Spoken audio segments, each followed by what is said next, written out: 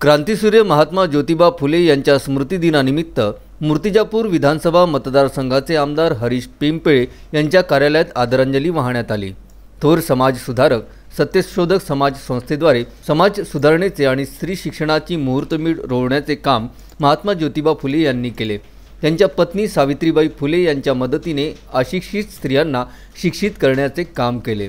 तसेच महात्मा फुले यांनी बहुजन आणि शेतकऱ्यांच्या समस्यांवर काम केले। संपूर्ण जीवन समाजासाठी समर्पित करणाऱ्या अशा महान समाज सुधारक क्रांतिकारक ज्योतिबा फुले यांची स्मृती दिन या निमित्ताने आमदार हरीश पिंपळे यांच्या हस्ते जनसंपर्क कार्यालय येथे प्रतिमेचे पूजन आणि माल्यार्पण करण्यात आले।